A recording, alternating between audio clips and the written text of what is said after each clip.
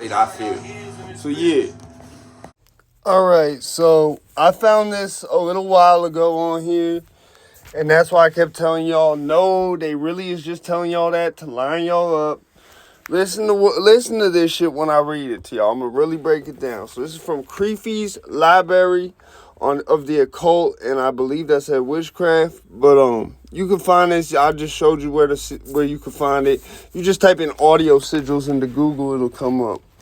So basically what it is, it talks about charging and all that shit. It literally says everything. I didn't. Well, I'm gonna read a lot of this for the first time here with y'all too.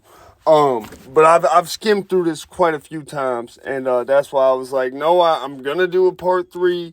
I just really have to organize the shit I have for it. So yeah, here we go. Audio sigil magic, aka Memphis Rap Sigils Part 3. So basically, I'm gonna break this down for you piece by piece and explain how this would relate to the Memphis Rap Sigils.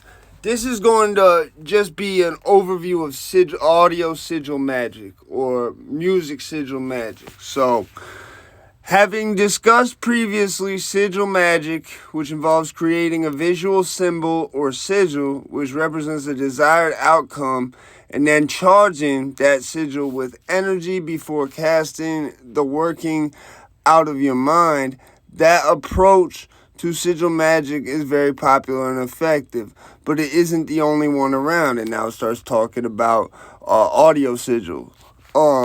Audio sigil magic involves creating an audio sigil to represent your desired outcome instead of a visual symbol.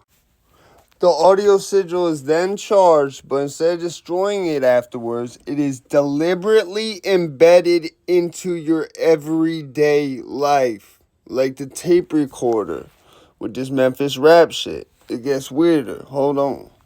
And it blends into embedded into your everyday life in a way that blends into. Did you say that shit twice?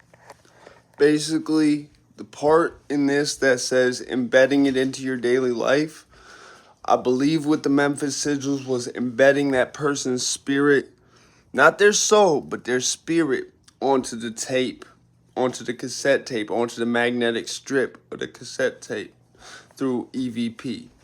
Most likely, the only parts that was really part of that recipe for the Memphis Sigils was to kill somebody and then go there after it happened to where it happened with a cassette tape recorder, like one of the Kai joints from the 80s or something. Everyday life, like the tape recorder with this Memphis rap shit. It gets weirder. Hold on. And it blends into embedded into your everyday life in a way that blends into. Did you say that shit twice? It basically says that it makes it like a lucid dream. It embeds the sigil into your everyday life. Which I'm thinking about the tape recorder. Does that mean it creates like an everyday life for the spirit put on the tape recorder? I had to zoom it in for dramatic effect.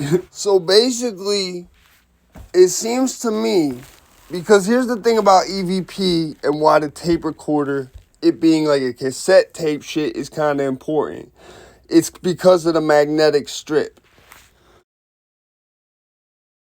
Magnets, film, elements like wood, metal, shit like that, leaving shit plate. There's a whole bunch of shit that but especially on the tech side, it's really analog type shit, like cassette tapes, black and white film.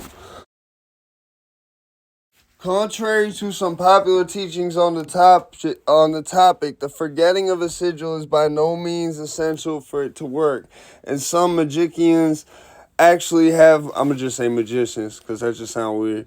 Have more success when they allow their sigil to remain present.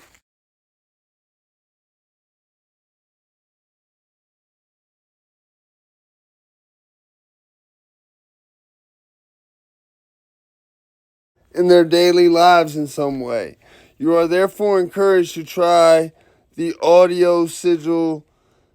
Basically say that try to use an audio sigil because it'll work in a different way than a physical sigil.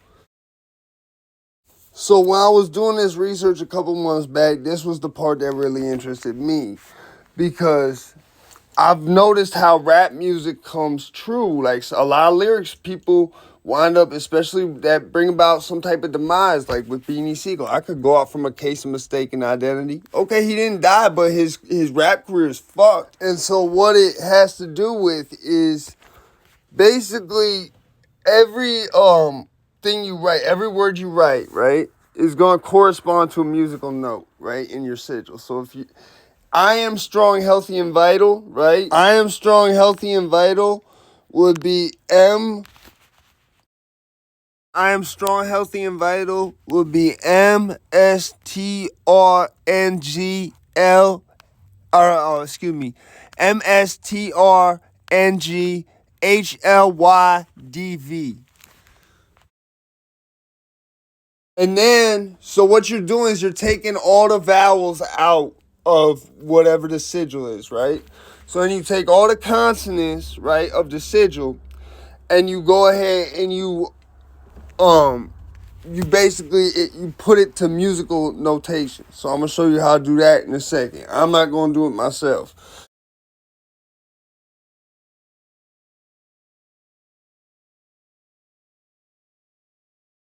So basically, you make a cipher out of whatever you want the sigil to be. You remove all the consonants. So what you do is you take all the consonants. So we take MSTRNGHLYDV, and we line them up with the musical alphabet. And if we encounter, like for example, the letter G is G, so that's a G chord or a G note, whatever you want to put it. That's what A through G is. A is A, B is B, so on and so forth. But the consonants, so what we have here is F, E, F, D, F, E, F, D, G, G, A, E, D, D, A. That's weird. It forms in what would be a progression. That's, so you see what I'm saying? I think it's certain beats as well, combined with certain content, lyrical content, I think plays a role. You know, because there's been long theories about not just rap music, but rock music with tritones and certain scales and whatever. You know, that certain energy, like you can cause certain things to happen by mixing certain tonality and certain scales and progressions. Basically mixing certain sounds with certain tones of like and certain lyrics and such. Yeah, basically you take the consonants and whatever letters you have that are from the musical alphabet, and you basically, you see what I'm saying? I think y'all get the point. Now, this is, I'm definitely going to do a couple of more videos on this, probably one or two at most, on specific things. But just like I said, all the people who did this shit is now going to church literally every Sunday. Like they trying to get some shit away from them. There's certain, I can't sit here and say I've heard mad songs where it sounded like not sounded, but I felt like an energy shift. Like, you see what I'm saying? And on that Children of the Corn, on the regular interlude, not scary interlude, the regular interlude, where why do I talk this forces, strange forces, or something like that, right? That shit felt like someone died. Like it felt like when I walked past the neighbor's house, right? And someone had just died there and a priest was coming out. I could feel the death there. You feel what I'm saying? Or like when my brother was calling me about my brother Reed when he died, I could feel the death through the phone. Like that shit. You see what I'm saying? It felt different. I have to listen to some of the other tapes, but I'm telling you, Children of the Corn, that one track felt different than the whole entire rest of that tape. I'm one who really enjoys music and shit and rap music, and so I don't want to put more into this than might be there or not. You feel what I'm saying? I love the people of Memphis. I think they're great people. I don't think they got great sound down there and shit. So take it how you want it, but like I said, there's nothing in here for creating an audio sigil or a music sigil that relates to killing somebody and putting it, unless you were trying to manifest death. Like I said, I don't think that quote-unquote recipe is what really is the recipe, bro. Because this shit just said you could do this for anything. And in the exact same context with charging and all that shit. Oh, yeah, and there's a part that I didn't go into here. But then there's something to do with sex magic where you're supposed to, I forget if it said jack off or do something. Like the day while you're listening, it's some weird shit, bro. That's why I said I'm not gonna. And that supposedly can charge it too. It's some weird shit. But I had to come back. So it basically says make an MP3 out of it, and then you're supposed to listen to the MP3 on repeat. Keep your mind focused. This shit, I don't even want to read this shit. Basically, you're supposed to bring yourself to orgasm. I'm gonna just cut to the chase. And it also says, see our teaching on, say, y'all can do that on your own. I'm not doing all that.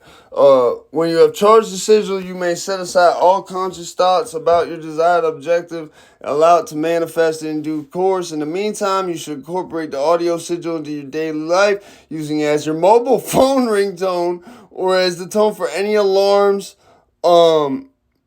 Just quietly repeating, use it for work, exercise, so on. Yeah. It says nothing about killing somebody and sampling it and chopping it up and putting it on the track and all that type of shit. Does it? No. Yeah, so we believe that audio sigils can be at least as powerful as visual ones, but always we would rather you reach your own conclusion. I'm not going to do that. Yeah, I'm out this bitch. Yeah, expect another one. Expect me in the future with another one of these. I'm out this bit, man. Shout out all my people down in Memphis. Shout out Storm. You know what I'm saying? Money Crazy Gang. You know what I'm saying? Shout out, you know what I'm saying? Yo Gotti, all them. You know what I'm saying? R.P. Dolph, man. I'm out this bitch. What did this dude say again? This dude right here, who was very, it's weird. Everyone who does videos about this shit, for the most part, is a huge skeptic, right? I try to be a little bit, you know what I'm saying, with a grain of salt, but I'm not completely like, no, there's no way. Because I understand how EVP, electromagnetic voice phenomenon, all that shit works. You know what I'm saying? Some people just not in tune with that shit. You know, I'm lucky I've been in tune with that shit. You know, I'm out there, bitch, homie. Believed to have some sort of magical power. The rumors began in 2017 with people on the internet asking what Memphis Rap Sigils were, with others replying with ideas of what they thought it was. In late 2017, one of the first understandings of what a Memphis Rap Sigil was emerged. So the idea was that these rappers and producers would commit murder and capture the soul energy from the location the murder took place, and somehow the magnetic taping of the cassettes would trap the soul energy. I know, it sounds pretty ridiculous. Most likely the only parts that was really part of that recipe for the Memphis Sigils was to kill somebody and then go there after it happened to where it happened with a cassette tape recorder and then record yourself rapping at the spot where they died on the tape recorder. I don't think killing somebody, and that's such a, especially back then, that would be such a hard thing to do. You understand? Like, I'm just imagining the type of headache someone would have had if they did the murder, right? And the mic ain't pick it up. You see what I'm saying? Like, recording some shit where you have to have everything set, turned on, you know what I'm saying? Right volume, not too much sensitivity, all that. So you see what I'm saying? So you have someone dying is not a very controlled thing. It's a very, murder is a very unpredictable thing. You see what I'm saying? So I would see it being very hard to sample the actual murder because it would be very hard to record it accurately.